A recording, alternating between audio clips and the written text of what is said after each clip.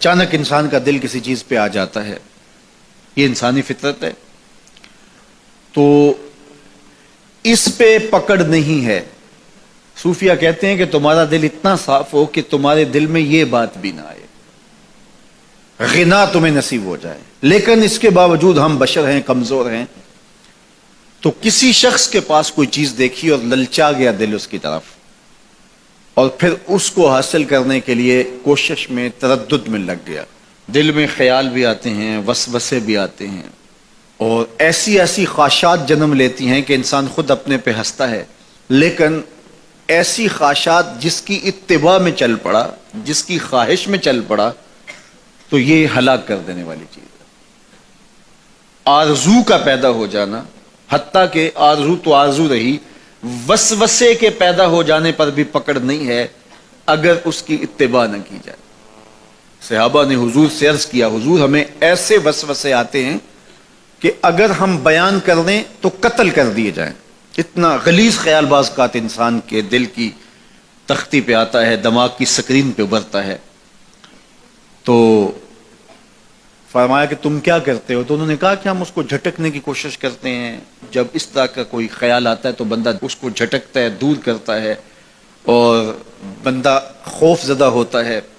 اور اللہ کی پناہ میں آتا ہے، اور اس کی ایک حالت ہوتی ہے۔ تو اس حالت کا انہوں نے ذکر کیا کہ ہم تو پھر یہ کرتے ہیں۔ تو فرمایا کہ ذالک صریح الایمان، یہ تمہارے واضح ایمان کی علامت ہے کہ اس وسوسے کے بعد جو تمہاری طبیعت میں بے چینی اور بیزاری پیدا ہوئی، اور اس کو دھکیلنے کے لیے، اس کو خیال سے ہٹانے کے لیے، اس کو تصورات سے دور کرنے کے لیے جو تم نے کوشش کی، یہ تمہارا ایمان تھا جو کھڑا ہوا، اور تم اس سے بچنے کی کوشش کرتے ہو، تو یہ تمہارے ایمان کی علامت ہے۔ تو خالی وسوسہ اگر کتنا ہی غلیظ کیوں نہ ہو، اگر اس وسوسے کو خیال کا حصہ بنا کے اس سوچ کو لذت کا سبب نہ بنا لیا جائے،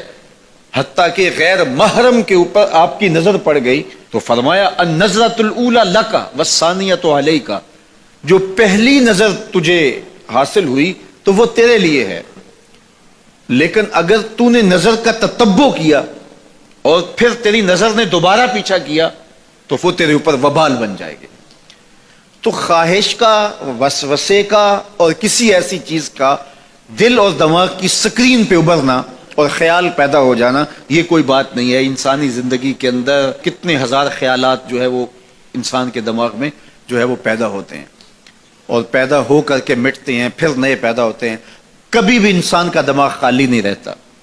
ہر وقت سوچتا ہے۔ آپ اگر یہ طے کر لیں کہ میں کچھ نہیں سوچنا، تو یہ سوچ رہے ہوں گے کہ میں کچھ نہیں سوچنا۔ یہ کبھی ہو نہیں سکتا کہ آپ کا دماغ ہو اور اس کے اندر جو ہے وہ کوئی خیال نہ چل رہا ہو، ہزاروں لاکھوں خیالات کا ایک ہجوم گزرتا ہے۔ تو انسان کا دل، دماغ اس طرح بھاگتا ہے۔ آپ اچھے لوگوں میں رہیں گے تو خیالات پاکیزہ ہوں گے۔ دیکھیے، آپ گندگی کے ڈھیر سے گزر رہے ہوں گے تو خیالات اسی طرح کے ہوں گے نا، اور اگر پھولوں کی روش سے گزر رہے ہوں گے، صحن چمن سے گزر رہیں گے تو خیال اس طرح کے ہوں گے نا۔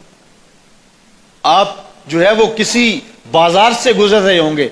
تو خیال اس طرح کے ہوں گے، اور مدینے کی گلی سے گزر رہے ہوں گے تو پھر خیال اسی طرح کے ہوں گے نا۔ اس وقت آپ کے خیالوں کی دنیا کسی اور جہاں میں آباد ہے،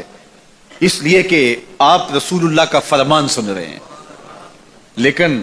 اگر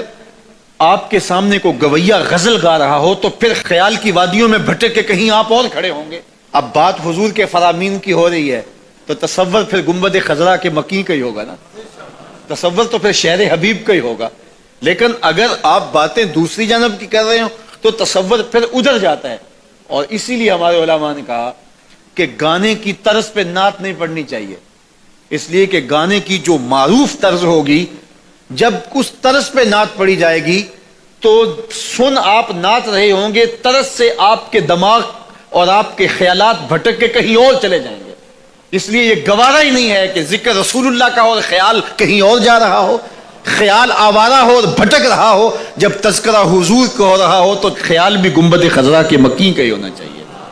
تو یہ بات ذہن میں رکھیے گا کہ یہ انسانی زندگی کے اندر انسان کا خیال بھی بھٹکتا ہے، سوچیں بھی بھٹکتی ہیں، دل میں بھی کئی کچھ آتا ہے، لیکن پکڑ اور گرفت اس وقت ہوتی ہے جب انسان اس خیال پہ اپنے آپ کو اس راہ پہ ڈال دیتا ہے. لالچ کا پیدا ہونا بھی شریعت میں ماخوذ نہیں ہے. وہ تمہارے لیے جو ہے وہ وبال تب بنے گی جب تم اس کی اتباع کرنے لگ جاؤ گے, اس خواہش کے پیچھے لگ جاؤ گے.